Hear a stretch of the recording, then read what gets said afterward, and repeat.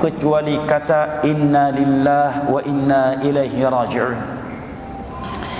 Ia pun memberikan tunggangannya, ontanya kepadaku. Fawada'a ala yadayha. Kemudian aku pun naik ke atas onta tunggangan tersebut, kemudian menungganginya. Fantalaqa yaqudu bi ar-rahilah. Ia pun menarik onta tersebut dari bawah. Beliau tidak memboncenginya. Beliau tidak memboncenginya. Maka istri orang jangan diboncengi ya ikhwan, dengan alasan kasihan Ustaz, saya lihat di masjid sendirian belum pulang-pulang dari tadi, saya boncengi aja. Ya, fitnah wanita, fitnah terbesar. Ma taraktu ba'di fitnatan adhar 'ala rijali minan nisa. Aku tidak pernah meninggalkan sebuah godaan yang lebih dahsyat terhadap kaum laki-laki daripada fitnah wanita. Beliau tidak ikut naik ke atas, tetapi beliau berada di bawah, berjalan dan menarik onta yang ibunda kita berada di atasnya. Nah, kemudian kata ibunda kita radhiyallahu anha, tatkala beliau sampai dan Safwan bin Mu'attal di waktu menjelang zuhur di tempat kaum mujahidin beristirahat, maka tatkala terlihat oleh mereka aku datang berduaan dengan Safwan bin Mu'attal, mulailah para orang-orang munafik, orang-orang yang binasa tentang diriku, itu orang-orang munafik, menciptakan fitnah yang dusta, fitnah yang keji yang disebarkan oleh tokoh munafik saat itu, Abdullah bin Ubay bin Salul. Abdullah bin Ubay bin Salul, mulailah dia menciptakan fitnah bahwa ibunda kita telah berzina dengan sahabat yang mulia Safwan bin Mu'attal. Dan kata ibunda kita, faqadimna al-Madinah, dan Allah takdirkan ketika ibunda kita sampai ke Madinah, beliau sakit semenjak datang sampai di Madinah. Beliau sakit selama syahra, sebulan penuh. Jatuh sakit selama sebulan penuh semenjak datang sampai di Madinah. Wan nasu yufiduna fi qawli ahli ifk. Dan masyarakat Madinah saat itu mereka menyebarkan berita palsu tersebut, tuduhan palsu tersebut kepada diriku. Wala ash'ur bi syai' min dzalik, dan aku tidak menyadari itu sedang hot, sedang viral, sedang mereka bicarakan di kota Madinah. Tentunya hal ini beliau sampaikan tentu setelah kejadian tersebut. Wa huwa yuribuni fi wajhi. Aku tidak ada kecurigaan sedikit pun, kecuali karena aku tidak lagi melihat kelemah lembutan, keharmonisan yang sering aku lihat dari Nabi SAW ketika aku sakit. Maksudnya Nabi SAW itu sangat bersikap lemah lembut kepada ibunda kita Aisyah dan istri-istri yang lainnya, dan semakin lembut dan semakin penyayang, semakin perhatian tatkala istri-istrinya sakit. Tetapi sakit kali ini aku tidak melihat perhatian beliau seperti biasanya beliau berikan kepada aku. Ini yang membuat aku mulai curiga. Ada apa ini? Sesuatu apa yang telah terjadi sehingga beliau demikian dingin kepada aku? Innama yadkhulu alayya Rasulullah sallallahu alaihi wasallam. Ketika beliau masuk ke rumah, fayusallim, beliau hanya memberikan salam, kemudian mengatakan kaifatikum, bagaimana dengan fitnah itu wahai Aisyah. Beliau pun terkejut, fitnah apaan ini? Tsumma yansarif, setelah beliau masuk memberikan salam, assalamualaikum warahmatullahi wabarakatuh, kemudian mengatakan kaifatikum, bagaimana dengan fitnah itu. Setelah itu beliau pun pergi. Fadzalika alladhi yuribuni, mulai hari itu timbullah kecurigaan di hatiku. Apa yang terjadi?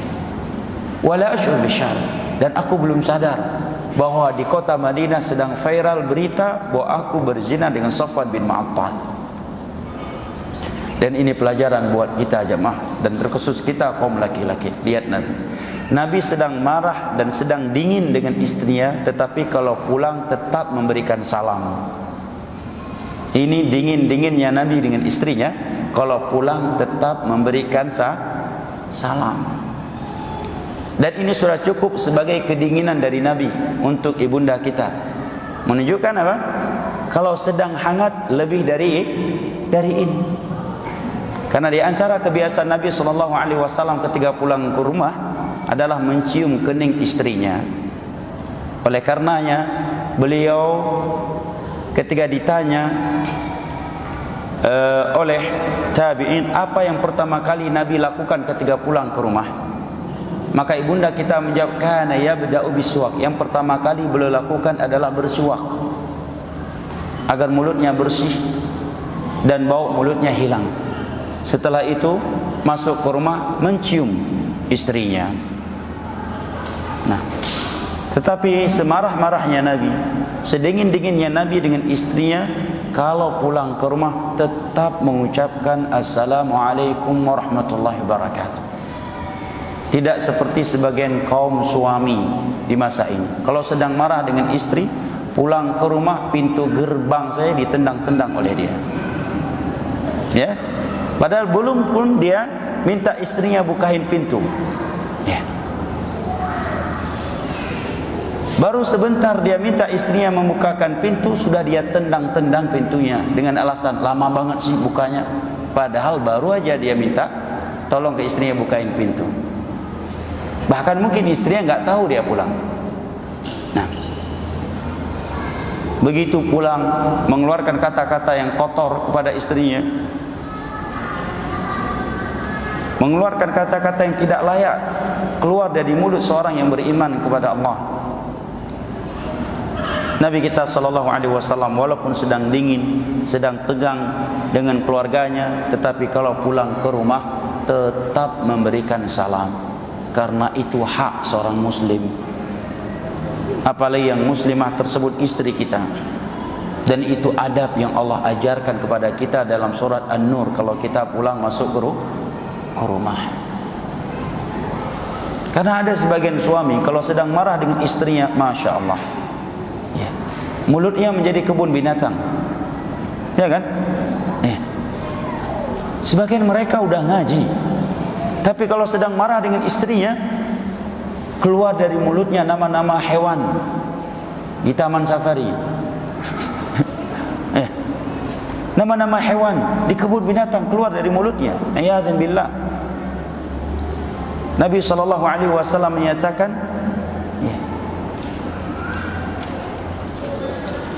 Inna Allah yubghidhu al-fahish al-badhi. Allah itu sangat benci, murka kepada orang yang kotor dan buruk kata-katanya. Semarah-marahnya Nabi dan sedingin-dinginnya beliau dengan istri-istrinya, kalau pulang ke rumah tetap mengucapkan Assalamualaikum warahmatullahi wabarakatuh. Hatta kharajtu ba'da ma naqahtu. Begitu aku telah sembuh, aku pun keluar bersama Ummu Mistah untuk buang hajat. Karena di awal-awal Islam, kaum muslimin belum memiliki toilet di dalam rumah. Kunna la nakhruju ila lailan, dan kami di awal-awal Islam tidak keluar buang hajat kecuali di malam hari. Ya, diset memang agar buang hajatnya di malam hari, karena memang tidak ada toilet di dalam rumah. Ya, ini fikih juga ya dalam safar. Kira-kira perjalanan agak jauh dan perjalanan kurang toilet, kurangi makan minumnya. Biar bertahan sampai malam ya, di tempat yang aman untuk buang hajat dan tidak terlihat oleh manusia. Qalat, ketika aku keluar bersama Ummu Mistah. Ummu Mistah ini khalah Abu Bakar, bibinya Abu Bakar. Berarti anaknya Mistah sepupunya Abu Bakar radhiyallahu anhu. Tiba-tiba Ummu Mistah mengatakan, ta'isa Mistah, celaka si Mistah, celaka si Mistah. Siapa si Mistah? Putra kandungnya sendiri, sepupunya Abu Bakar. Mendengar demikian, Aisyah terkejut, kok Ummu Mistah mencela putranya sendiri yang juga merupakan kerabatnya Aisyah. Maka ibunda kita menyatakan, bi'sa ma qult, sungguh buruk ucapanmu wahai Ummu Mistah, atasbina rajulan qad syahida badara. Apakah engkau mencela seorang laki-laki yang telah menyaksikan perang Badar? Karena Mistah salah satu dari sahabat Nabi yang ikut serta dalam perang Badar, dan itu sebuah keutamaan yang sangat besar dari Allah Jalla wa Ala. Oleh karena para ulama ketika menyebutkan para sahabat Nabi yang paling mulia, yang pertama kali mereka sebutkan al-muhajirin atau al-khulafa ar-rasyidin. Atau yang pertama secara muhajirin, kemudian ansar, kemudian dari kaum muhajirin adalah khulafa ar-rasyidin, kemudian al-asyara al-mubasyirin, 10 para sahabat Nabi yang disebutkan masuk syurga dalam sekali sebutan. Setelah itu adalah yang pernah ikut perang Badar, yang telah dijamin ampunan oleh Allah Jalla wa Ala untuk mereka. Aku pun mengatakan, sungguh buruk ucapanmu, engkau mencela seorang sahabat Nabi sallallahu alaihi wasallam yang telah menyaksikan perang Badar. Maka dia pun menjelaskan kepada aku kenapa dia mencela putranya tersebut. Rupanya putranya tersebut ikut serta menyebarkan fitnah yang diciptakan oleh orang-orang munafik terhadap diriku dan Safwan bin Mu'attal, bahwa kami berdua telah berzina. Fazdajtu maradan ila maradi, maka aku pun bertambah sakit, padahal ibunda baru saja sembuh dari sakitnya. Gimana enggak sakit? Mistah kerabat beliau. Mistah ini sepupu Abu Bakar. Jangankan seorang wanita, kita laki-laki saja terkadang jatuh sakit kalau mendapatkan suatu berita yang cukup berat untuk kita terima. Betul enggak? Ya? Lagi pusing, Ustaz, kenapa ada berita fitnah buat aneh, Ustaz? Ya, bisa pusing, apalagi wanita, apalagi tuduhan yang seperti ini. Dan yang ikut serta menyebarkannya adalah keluarga besarnya sendiri, sepupu ayahnya. Dan selama ini Mistah dibantu oleh Abu Bakar radhiyallahu anhu kehidupannya. Maka ibunda kita menyatakan, aku pun bertambah sakit. Falamma raja'tu ila baiti fadakhala alayya Rasulullah sallallahu alaihi wasallam fasallam. Maka ketika aku pulang ke rumah, Nabi sallallahu alaihi wasallam masuk ke rumahku dan memberikan salam. Lihat, Nabi masih tetap memberikan salam kalau pulang ke rumah. Ini teguran buat kita semua kaum laki-laki. Semarah-marahnya kita kepada anggota keluarga kita, sedingin-dinginnya kita dengan istri kita, kalau pulang ke rumah tetap berikan salam. Ucapkan assalamualaikum warahmatullahi wabarakatuh. Karena yang namanya kecekcokan dalam rumah tangga adalah dinamika kehidupan rumah tangga. Sesakinah-sakinahnya rumah tangga kita pasti pernah terjadi kecekcokan. Pasti ada waktu-waktu kita dingin dengan istri kita, atau sebaliknya istri yang memboikot kita. Seringnya suami yang memboikot istri atau istri yang memboikot suami? Hah? Seringnya istri. Oh, masya Allah, kasihan antum ya. Kalau anak enggak deh kayaknya. Masya Allah ya. Pengalaman pribadi bukan? Survei pribadi atau survei apa? Baik ya. Nabi kembali mengatakan, kaifatikum, bagaimana dengan fitnah itu wahai Aisyah? Setiap pulang ke rumah Assalamualaikum warahmatullahi wabarakatuh. Kaifatikum, bagaimana dengan fitnah itu wahai Aisyah? Faqultu lahu, maka aku pun berkata kepada beliau. Lihat ibunda kita dengan umurnya yang masih sangat muda, tetapi bisa bersikap dengan sikap yang bijak dan dewasa. Sikap yang menunjukkan kesempurnaan tawakal beliau kepada Allah. Sikap yang menunjukkan bahwa tauhid telah menancap kuat di dalam dada beliau. Padahal Nabi SAW wafat, umur beliau belum lebih dari 20 tahun, baru 17-an tahun. Masih sangat muda.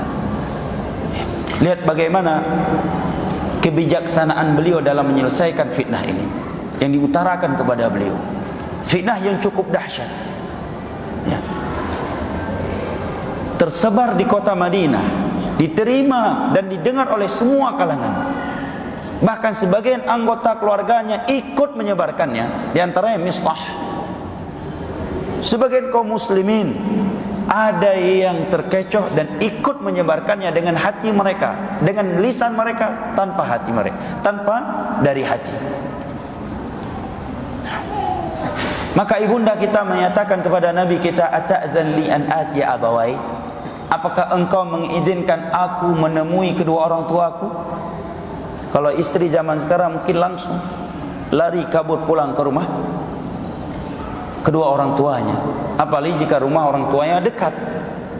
Tetapi tidak demikian dengan ibunda kita. Walaupun beliau melihat seperti ini sikap Nabi kepada beliau, beliau tetap minta izin ke suaminya untuk pulang rumah. Tetap minta izin. Boleh saya menemui kedua orang tuaku? Tidak langsung kabur.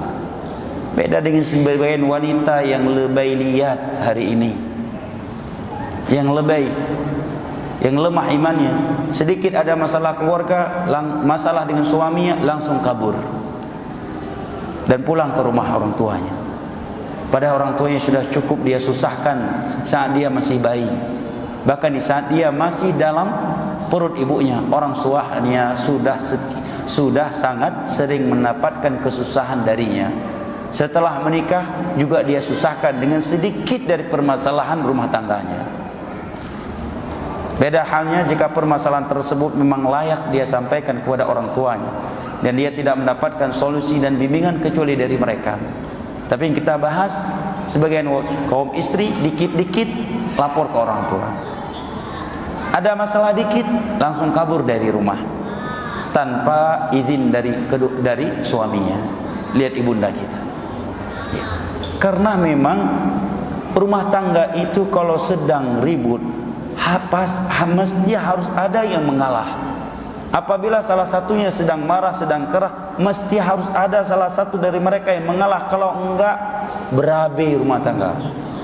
Ya, kalau enggak rumah tangga itu hanya bertahan seminggu jemaah. Kalau kita tidak saling mengalah. Mungkin sebagian adinda-adinda kita yang berstatus jomblo atau single senior belum terlalu paham yang seperti ini. Insya Allah suatu saat nanti akan paham. Ya. Karena rumah tangga itu terkadang hanya masalah kecil yang mungkin kita tidak pernah terbesit ini bisa menjadi sebab perceraian antara dua suami, antara dua pasangan suami istri. Rupanya bisa menjadi sebab mereka bercerai hanya gara-gara apa?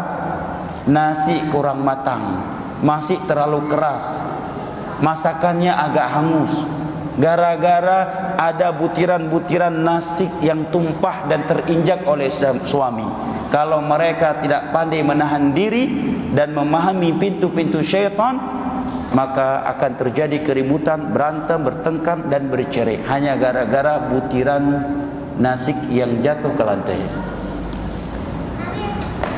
Maka Abu Darda radhiyallahu anhu berpesan kepada Ummu Darda as-sughra, "Idza ghadibtu ana," kalau aku yang sedang marah, hendaknya kamu diam. Jangan kamu jawab, jangan kamu bantah. Kamu yang sabar. Dan kalau kamu yang marah, aku harus diam. Aku harus mengalah. Kalau tidak sur'an ma naftarik, tidak akan lama rumah tangga kita akan pecah dan kita akan bercerai. Ini bimbingan dari Abu Darda radhiyallahu anhu.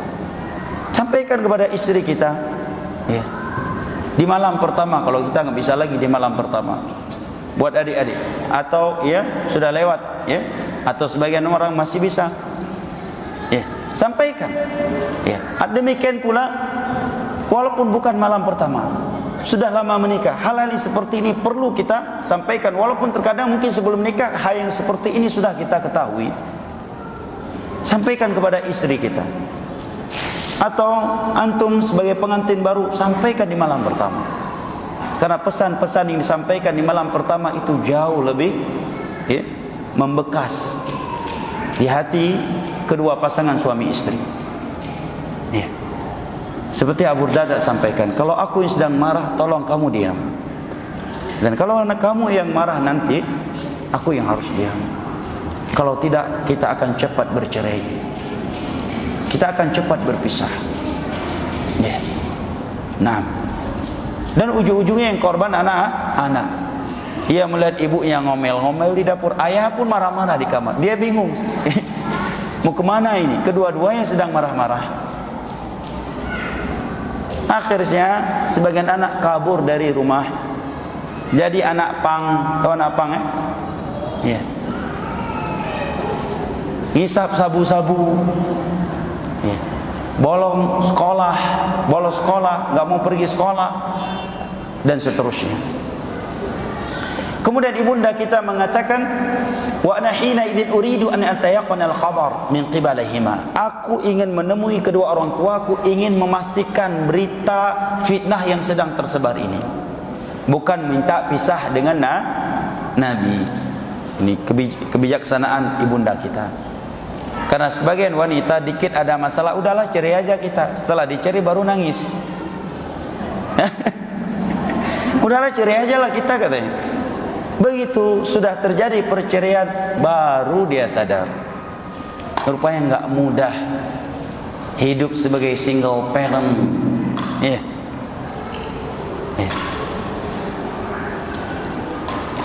Maka ibunda kita mengatakan, aku ingin memastikan fitnah yang sedang tersebar tersebut dari kedua orang tuaku.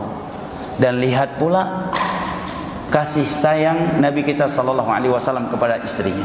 Nabi pun mengizinkan aku pergi menemui kedua orang tuaku. Berbeda dengan sebagian suami. Kalau sedang marah sama istrinya, kemudian istri minta izin, bang, izin ya, saya mau temui kedua. Nggak usah pergi. Kalau selangkah kamu keluar dari rumah ini, jangan kembali lagi selama-lamanya.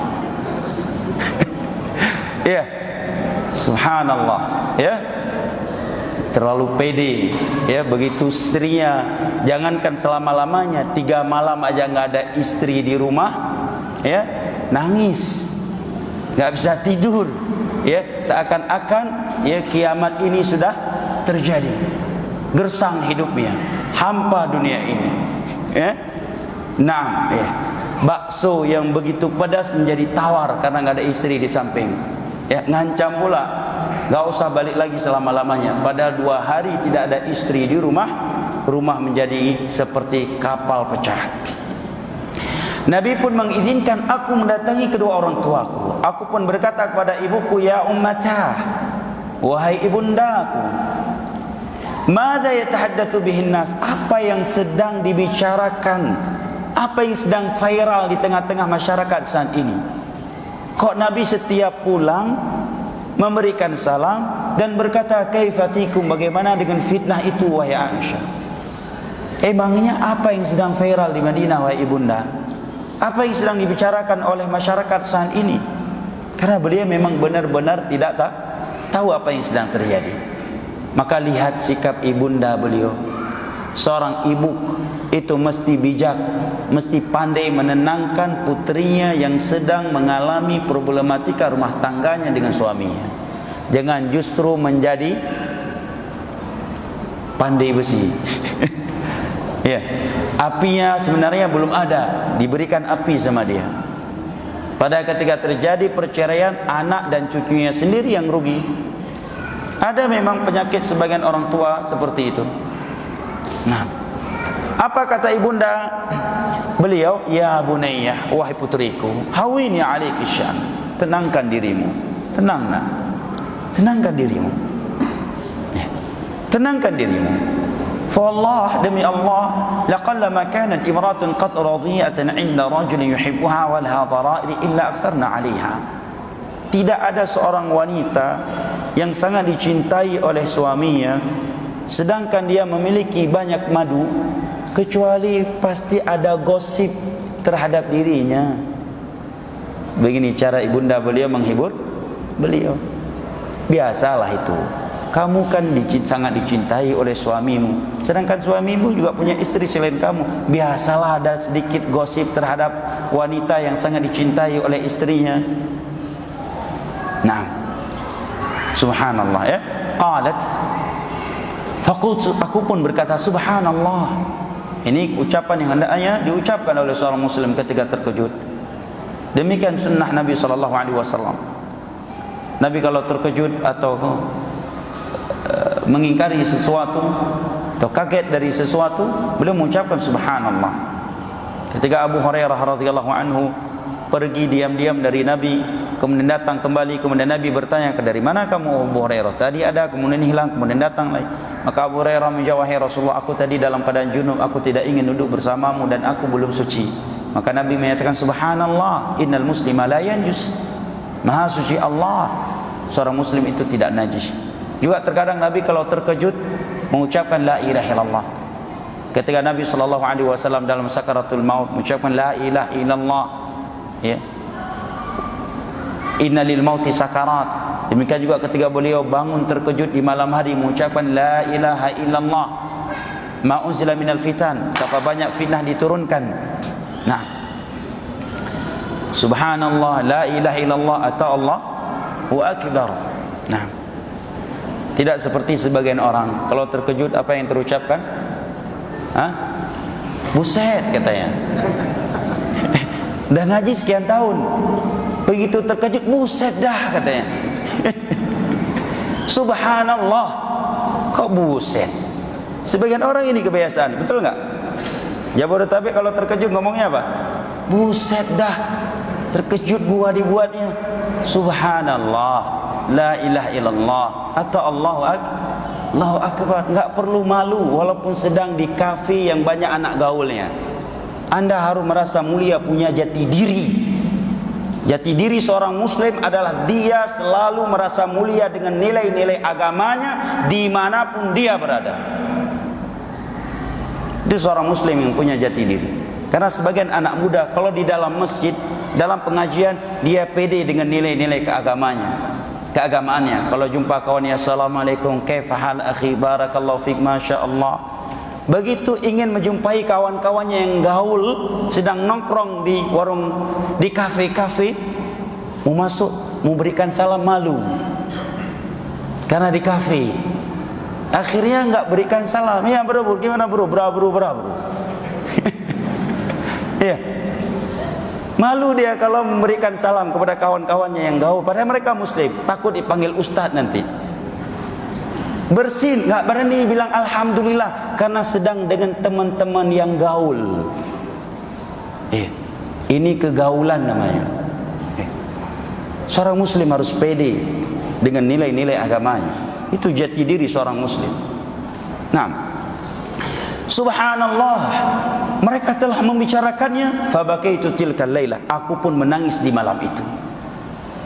Tiada henti-henti air mata keluar. Dan aku begadang menangis sampai pagi. Satu malam penuh beliau menangis, tidak bisa tidur. Dahsyatnya fitnah ini yang diutarakan kepada beliau. Kenapa? Karena wahyu 1 bulan penuh tidak turun membenarkan atau mendustakan fitnah tersebut. Dan berita tersebut viral, nge-booming, tersebar di tengah-tengah masyarakat Madinah. Bahkan sebagian kaum muslimin ikut terkecoh menyebarkannya. Salah satunya ikut menyebarkannya adalah sepupu ayah kandung beliau sendiri yang bernama Mistah. Maka aku menangis di malam itu sampai pagi. Wada Rasulullah sallallahu alaihi. Nabi pun memanggil Ali bin Abi Thalib dan Usamah bin Zaid. tatkala wahyu belum turun sekian lama, mengajak mereka bermusyawarah. Apakah beliau harus menceraikan diriku ataukah tidak? Usamah bin Zaid memberikan pandangan kepada Nabi SAW sesuai dengan apa yang ia ketahui dari kebersihan keluarga Nabi SAW, yaitu beliau. Dengan apa yang dia ketahui dan juga karena kecintaan Nabi yang ia ketahui untuk keluarganya, maka Usamah mengatakan, ya Rasulullah, ini pentingnya memiliki kawan-kawan dekat yang bijak, yang berilmu, ya, yang jauh pandangannya dalam melihat sesuatu. Di sini kenapa enggak Abu Bakar yang Nabi ajak musyawarah? Pada Abu Bakar orang yang paling dekat dengan Nabi. Ya karena Aisyah putrinya Abu Bakar, enggak mungkin Abu Bakar yang beliau minta pendapat. Ente mau cari istri, masa mertua ente panggil, gimana pendapat ente be? Gua mau cerai ini sama fulan. Itu mertua ente, itu kebangetan namanya. Akhirnya mertua ente udah stroke duluan sebelum ente berpisah dengan istri ente. Maka Usamah bin Zaid menyatakan, ya Rasulullah,